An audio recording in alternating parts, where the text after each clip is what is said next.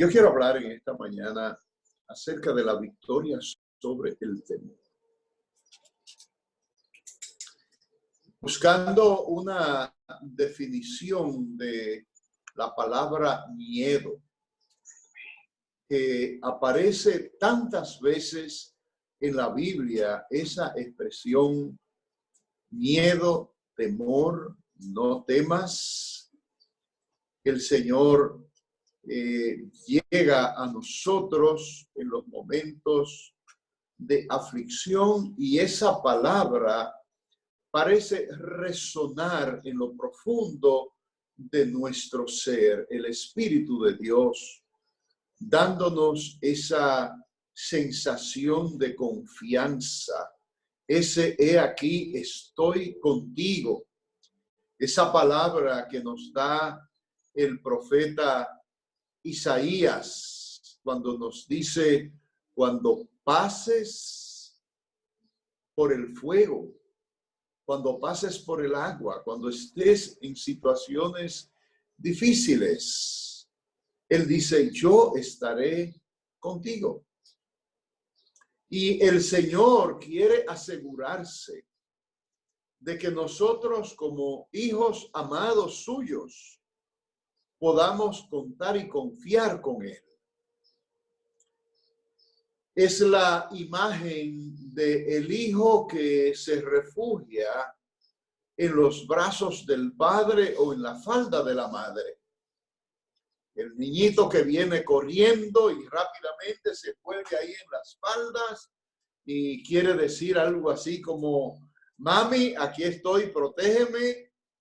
A veces cuando viene un hermanito más grande que están jugando y quiere hacerle algo al más pequeño o el más pequeño al más grande, ocurre a veces también, va corriendo donde mamá y se refugia ahí en sus brazos.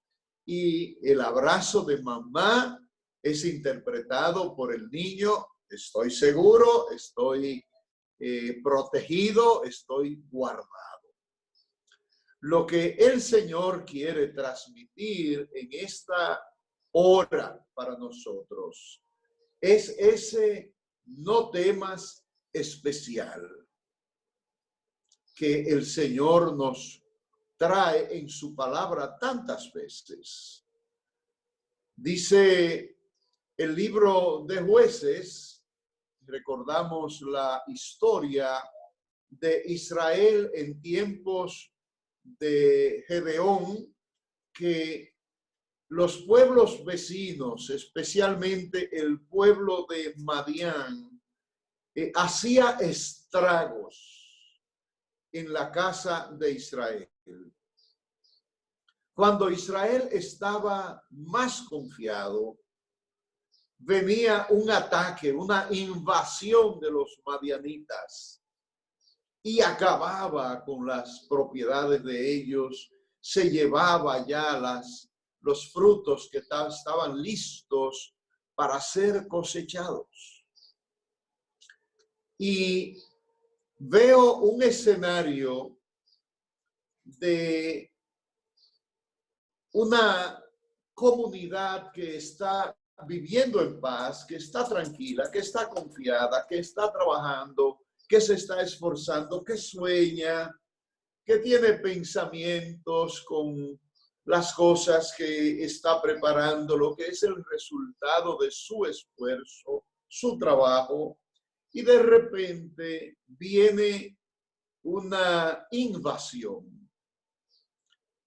Los madianitas como una plaga que de repente venían y lo arrasaban todo. Tuve la oportunidad de ver una vez manejando desde San Francisco de Macorís hacia el pueblo de Pimentel, ver toda una gran hilera de gusanos, una plaga de gusanos que cruzaba de una finca a otra. Y parecía un pequeño riachuelo sobre el pavimento, el asfalto de la carretera. Y estaban cruzando hacia un plantío de yuca. Y lo que hace ese gusano es que le come todas las hojas a la yuca. En materia de horas está completamente desarmada. Un depredador extraordinario que de repente llega a la finca y lo destruye todo. Ese es el escenario que se vivía en el tiempo de Gedeón. La historia que tenemos nosotros ahora es la historia de uno de los reyes que por su conducta agradó más a Jehová. Nos cuentan los pasajes anteriores desde el capítulo 17, una unión, una aventura de guerra que va a tener Josafat con su amigo el rey Acab. Y dice la palabra que viniendo él, capítulo 19, viniendo él de esa aventura, le salió al frente un profeta y el profeta le dijo que Dios se había disgustado con él por causa de esa alianza. ¿Cómo es posible que te alíes a tu enemigo y le des ayuda? Y entonces vino una palabra dura de parte de Jehová, pero con todo, Jehová le dijo que en él se habían encontrado cosas buenas y que por esas cosas buenas que había en su corazón, que él se había dispuesto a agradar a Dios, pues ese mal que vendría sobre él no lo dañaría tanto, porque Dios se había disgustado, pero había visto que su corazón era recto para con él. De tal forma que este rey se dispone a hacer cosas en su reino que estarían reafirmando los versos que siguen ahí en el capítulo 19, a partir del versículo 4, él nombra jueces, organiza cosas y estaba todo en orden, todo estaba a favor del servicio y la adoración a Dios. Y en medio de eso, dice el texto, pasadas estas cosas, estando el reino tranquilo, todas las cosas funcionando bien, y entonces podría pensar, haciendo quizás una analogía con las cosas que estamos viviendo hoy,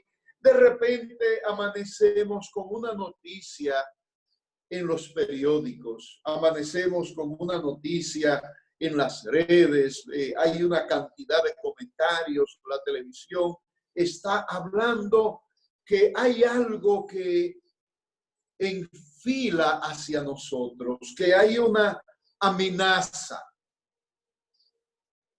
Y llega justamente a oídos del rey que se ha levantado un gran ejército contra su reino.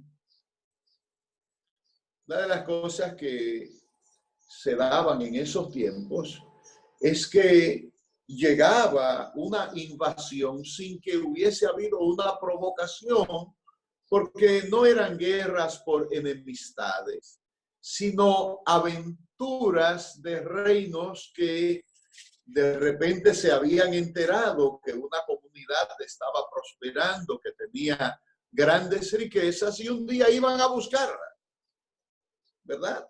Es como cuando usted está fuera de la casa y de repente llega y encuentra que ha habido una visita en su casa, que llegaron los amigos de lo ajeno y usted ve que faltan cosas y entonces puede ser que alguien que conozca de su casa, alguien que haya pasado y haya visto cosas que usted tiene y de repente quiere tomarlas. Eso mismo es lo que está ocurriendo y ocurría muchas veces con las guerras entre estas naciones. Naciones que de repente entendían que allí había ganado, que había buena tierra, que había buena agua y entonces queremos esa tierra para nuestra gente, vamos a sacar los que están ahí y entramos nosotros. Así ha llegado esta amenaza contra Josafat, el pueblo de Judá. Y le van a decir al rey, mire, se ha levantado Moab con Amón y otros amonitas y vienen para acá y están cerca.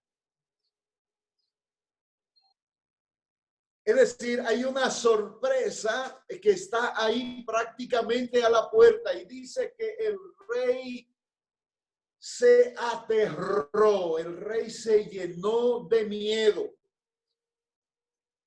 Dice el versículo 2 del capítulo 20, acudieron algunos y dieron aviso a Josafat diciendo, contra ti viene una gran multitud y están ahí mismo. Y dice el versículo 3, entonces él tuvo temor. Y dice en la definición del temor, miedo, que es esa sensación angustiosa cuando se nos presentan a nosotros amenazas externas o internas, de cerca o de lejos. Y yo pienso que la manifestación de angustia, de temor, se hace firme, patente en nosotros cuando nos damos cuenta que no podemos enfrentar eso que viene sobre nosotros, que no tenemos dominio sobre ello, que sobrepasa nuestras fuerzas, que sobrepasa nuestras capacidades, y entonces viene la angustia. Y yo quiero decir, inspirado en lo que vivimos hoy en día, que es posible que hayan personas que estén angustiadas, que se estén haciendo las preguntas. Yo veía recientemente un video muy hermoso que decía, no todos estamos en el mismo barco, aunque todos estamos bajo la misma tormenta. Pero en ese tiempo tormentoso, digamos a la mar, hay quien está en un transatlántico. Hay quien está en un barco grande. Hay quien esté en una yola. Pero quizás hay quien esté solo sobre una tabla de madera, bajo el mismo vendaval, bajo la misma tormenta. ¿Y qué sabemos? Que la manera de enfrentarlo es muy diferente. Quizás la gente que está en el transatlántico podría estar igual en una fiesta, podrían estar celebrando mientras toda esa mole de barcos se mueve plácida y tranquilamente, no es abatida por las fuerzas de ese vendaval y navega tranquila y los que están adentro conversan, hacen fiesta, hacen chistes, no tanto así los que van en la yola y por supuesto muchísimo menos el que está sobre una tabla en el momento de la dificultad. Eso hace que los niveles de ansiedad y angustia sean diferentes. Yo quiero hablarle en esta mañana a personas que se están angustiando, que se están haciendo preguntas. ¿Qué pasa si esto que se pensaba abrir hace un par de semanas y que se habla de que podría ser el día 11, pero oí que quizás no sea el día 11, que quizás sea un par de semanas más adelante? ¿Y qué tal si ni siquiera en esa fecha se abre? El tipo de negocio del cual yo vivo, en el cual me desenvuelvo, ¿para cuándo lo van a abrir? Tengo cuentas que pagar, tengo empleados que todavía están conmigo, que no puedo salir de ellos, familias que sostener. ¿Qué pasa con los recursos que tengo que invertir en medicina, en comida, en el pago de la casa? ¿Qué pasa? Es un momento de temor, un momento de angustia. Hay una palabra de uno de los salmos que me encanta que dice: en el día que temo, yo en ti confío. Esa parece ser que era la palabra que estaría moviéndose en el corazón de Josafat. Temo, pero tengo en quien confiar. Temo. Es decir, amados, tenemos una situación real. No estamos hablando de algo que está simplemente en nuestra mente. No, hay una situación real. Hay cosas que nos vienen, que están arropándonos, que vienen como una ola contra nosotros. Asimismo como venía esta multitud, pero yo quiero compartir la respuesta de Josafat. Y dice el texto: y Josafat, con temor, humilló su rostro para consultar a Jehová e hizo pregonar ayuno a todo Judá. Es decir, temo, pero tengo en quien confiar. Me acerco a él y me acerco en una actitud correcta. Me humillo. Josafat va a reconocer que él no tiene fuerzas para enfrentar a este enemigo. Y entonces dice la palabra en el versículo 4, y se reunieron los de Judá para pedir socorro a Jehová. ¿Qué hacemos cuando viene la dificultad? Tememos, tenemos temor, tenemos miedo, nos angustiamos. Ahí está el escenario. Estoy angustiado. ¿Qué más?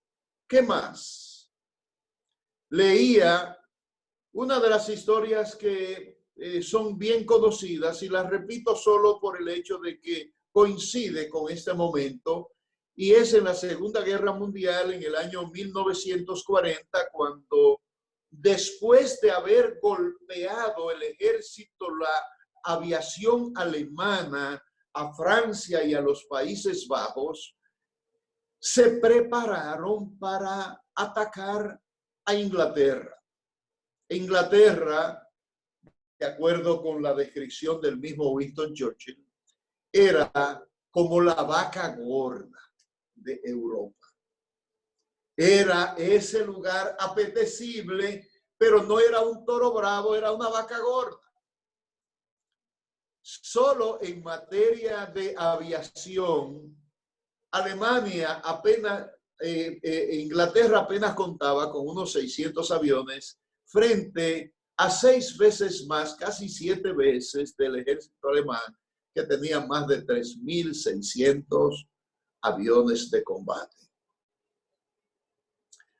Los ingleses sabían que después de haber golpeado Francia y los Países Bajos, iban para allá y aceleraron la producción de armamentos. Habían mujeres que estaban puliendo piezas en los hogares, repartían elementos para que toda la comunidad se involucrara en la preparación de armas y ahí estaban batallando, ¿verdad?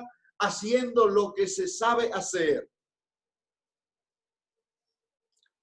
Pero, dice la historia, algunos le conceden esto a Winston Churchill, pero la historia dice que el rey Jorge VI hizo un llamado al ayuno, hizo un llamado a la oración, hizo un llamado a buscar a Dios.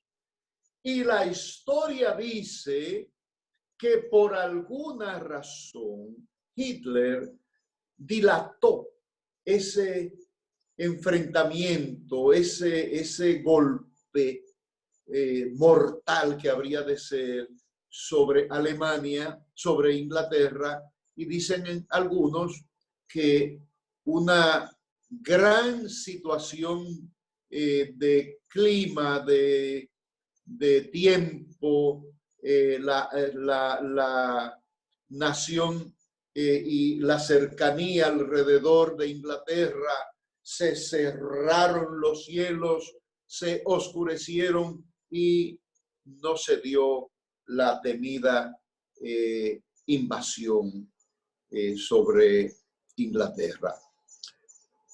Vemos ahí algo que está más cerca de nosotros, pero en la historia de Josafat, Josafat clamó a Jehová. Pero él sabía que esa batalla no era sola de él. Vinieron sobre la ciudad, vinieron sobre la nación. Todo el pueblo tiene que humillarse delante de Dios y todos, dice, todo Judá vino para pedirle socorro a Jehová, y también de todas las ciudades de Judá vinieron a pedir ayuda, vinieron al templo. Entonces Josafat en asamblea se puso de pie y dice su oración: Jehová, Dios de nuestros padres, ¿no eres tú Dios en los cielos y tienes dominio sobre todos los reinos de las naciones? ¿No está en tu mano tal fuerza y poder que no hay quien te resista? Dios nuestro, ¿no echaste tú los moradores de esta tierra delante de tu pueblo Israel y la diste a la descendencia de Abraham, tu amigo, para siempre? ¿No fue eso lo que hiciste? Y ellos han habitado en ella y te han edificado casa, santuario a tu nombre, diciendo: si mal viniere sobre nosotros. Y qué buena ocasión para leer unos párrafos del momento en que se edificó esa casa. En el momento en que se edificó esa casa, en el segundo libro de Crónicas, en el capítulo 7, a partir del versículo 11, dice: terminó pues Salomón la casa de Jehová y la casa del rey y todo lo que Salomón se propuso hacer en la casa de Jehová y en su propia casa fue prosperado. Y dice: y apareció Jehová a Salomón de noche y le dijo: yo he oído tu oración y he elegido para mí este lugar por casa de sacrificio. Y dice: si yo cerrare los cielos para que no haya lluvia, y si mandare a la langosta que consuma la tierra, y si enviase pestilencia a mi pueblo. Amados, ¿qué tenemos? Tenemos una pestilencia, tenemos una plaga, tenemos aflicción, tenemos problemas. Y entonces el Señor dice, si se humillare mi pueblo, sobre el cual mi nombre es invocado, y oraren y buscaren mi rostro y se convirtieren. Voy a leer lo que dice otra versión: de su mala conducta. Entonces yo oiré desde los cielos y perdonaré sus pecados y sanaré su tierra, quitaré la pestilencia, me llevaré el problema. Cuando terminó de orar Josafat, dice que se levantó ahí mismo, se levantó un profeta que estaba en medio de ellos. Dice el versículo 13 que todo Judá estaba en pie delante de Jehová, con sus niños y sus mujeres y sus hijos. Justamente yo decía uno de estos domingos que qué bueno es que nosotros estemos con nuestros hijos en el culto, que estemos con nuestros hijos en el lugar de adoración, que en el momento en que estamos orando nuestros hijos nos acompañen, que ellos cesen de montar los legos, de levantar los carritos, los trencitos, de armar las pistas para los carritos, y que en ese momento, un tiempo, una hora, hora y media, 2 horas, estemos con papá y mamá delante del Señor, adorando al Señor en actitud de recogimiento, en la misma actitud que mamá y papá y mamá le pueden decir a sus hijos: es tiempo de buscar a Dios. Le pueden decir, quizás explicarle, es tiempo de humillarnos en la presencia de Dios. Amén. Cuando falta algo en la casa, yo pienso que no es el tiempo para que mamá y papá oren solos. Quiero recordar que el día en que Agar salió de casa de Abraham con su muchachito al hombro, estaban en el desierto y faltó el agua, faltó la leche. Y Agar estaba angustiada y se tiró ahí para morirse. Y dice la Biblia que el niño gritó. Y entonces el grito del niño fue oído en el cielo. A veces pensamos que una oración de nuestro hijo, él no sabe orar, papi ora, no, el papá va a responder primero, él no sabe orar. Enséñale, no palabras, enséñale actitud. Y déjalo que él, en su lenguaje, en sus palabras, le diga al Señor lo que para nosotros sería una tontería de frases, de palabras, pero no para Dios. Porque el niño posiblemente haga una oración muchísimo más sincera, quizás una oración que toque más a Dios, porque en ese corazón de niño es que tenemos que acercarnos delante del Señor. Jesús dijo: hazte como Él. Y si te haces como Él, entrarás en el reino. Es decir, mi oración entrará si mi oración viene como la oración de un niño. Y dice entonces el versículo 14, después de este verso, donde dice que toda la familia se integró al clamor. Hágase usted la imagen de usted con su esposo, con su mamá, con los hijos puestos ahí en la mesa. Es posible que sin nada en la mesa, pero le puedan decir al Señor: ¿no eres tú el Dios de todo poder? ¿No eres tú el Dios que dijo que no faltará pan en la mesa de tus hijos, de tu pueblo? ¿No fuiste tú que dijiste que no hay justo desamparado? ¿No fuiste tú que dijiste no temas en el momento en que estés pasando por el fuego? Aquí estoy con mis hijos. Aquí estoy con mi esposo enfermo. Aquí estoy pasando una calamidad. Pero me encanta ver a Josafat haciendo memoria de una promesa. La volvimos a leer ahí, 13 capítulos hacia atrás, aparece esa promesa del Señor. Y él se afirmó en esa promesa y se la trajo y le dijo: tú hiciste el cielo y la tierra, tú lo hiciste. Tú eres el Dios mío. Tú eres el Dios que sacaste a nuestros enemigos y de aquí nos diste esta tierra.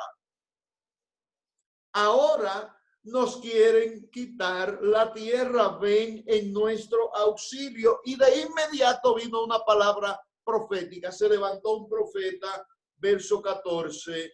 Ahí estaba Jahaziel, hijo de Zacarías, hijo de Benaías, hijo de Jehiel, hijo de Matanías, levita de los hijos de Asaf, sobre el cual vino el Espíritu de Dios, el Espíritu de Jehová, en medio de la reunión, y dijo: oíd, Judá todo, y vosotros, moradores de Jerusalén, y tú, rey Josafat, Jehová os dice así: no temáis, ni os amedrentéis delante de esta multitud tan grande.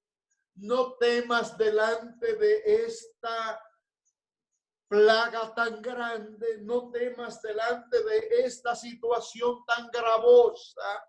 Dice: porque no es tuya la guerra, sino de Dios. Nosotros podemos perfectamente decirle al Señor: Señor, esta guerra no es mía, esta batalla no es mía, esto es demasiado fuerte para mí, no puedo. Te necesito a ti, ven en medio de nosotros y ayúdanos.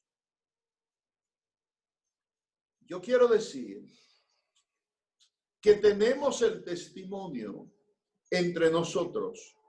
Muchos de nosotros pueden decir que ha acontecido tal cual aconteció con el pueblo de Judá.